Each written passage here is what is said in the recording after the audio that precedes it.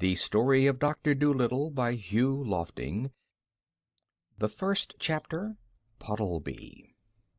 Once upon a time, many years ago, when our grandfathers were little children, there was a doctor, and his name was Dolittle, John Dolittle, M.D.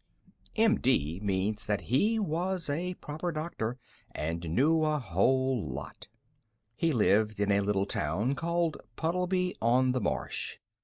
All the folks, young and old, knew him well by sight, and whenever he walked down the street in his high hat, everyone would say, "There goes the doctor, he's a clever man," and the dogs and the children would all run up and follow behind him, and even the crows that lived in the church tower would caw and nod their heads. The house he lived in, on the edge of the town, was quite small, but his garden was very large, and he had a wide lawn and stone seats and weeping willows hanging over. His sister, Sarah Dolittle, was housekeeper for him, but the doctor looked after the garden himself. He was very fond of animals and kept many kinds of pets. Beside the goldfish in the pond at the bottom of his garden, he had rabbits in the pantry, white mice in his piano, a squirrel in the linen closet, and a hedgehog in the cellar. He had a cow with a calf, too, and an old lame horse 25 years of age, and chickens and pigeons, and 2 lambs, and many other animals. But his favorite pets were Dab-Dab the duck, Jip the dog, Gub-Gub the baby pig, Polynesia the parrot, and the owl Too-Too. His sister used to grumble about all these animals, and said they made the house untidy. And one day, when an old lady with rheumatism came to see the doctor, she sat on the hedgehog, who was sleeping on the sofa, and never came to see him any more, but drove every Saturday all the way to Oxenthorpe, another town 10 miles off, to see a different doctor.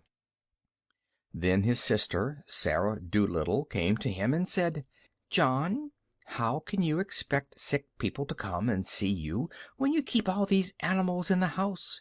It's a fine doctor would have his parlor full of hedgehogs and mice. That's the 4th personage these animals have driven away. Squire Jenkins and the parson say they wouldn't come near your house again, no matter how sick they are. We are getting poorer every day. If you go on like this, none of the best people will have you for a doctor." "But I like animals better than the best people," said the doctor. "You are ridiculous," said his sister, and walked out of the room. So as time went on, the doctor got more and more animals, and the people who came to see him got less and less, till at last he had no one left, except the cat's meat man, who didn't mind any kind of animals.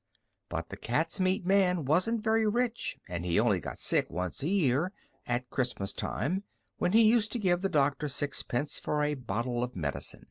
6 pence a year wasn't enough to live on, even in those days long ago, and if the doctor hadn't had some money saved up in his money box, no one knows what would have happened.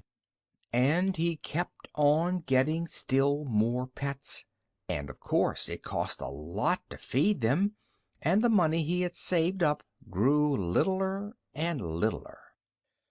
Then he sold his piano, and let the mice live in a bureau drawer. But the money he got for that, too, began to go, so he sold the brown suit he wore on Sundays, and went on becoming poorer and poorer. And now, when he walked down the street in his high hat, people would say to one another, "There goes John Dolittle, M.D. There was a time when he was the best known doctor in the West Country. Look at him now. He hasn't any money, and his stockings are full of holes." But the dogs and the cats and the children still ran up and followed him through the town, the same as they had done when he was rich. End of chapter 1.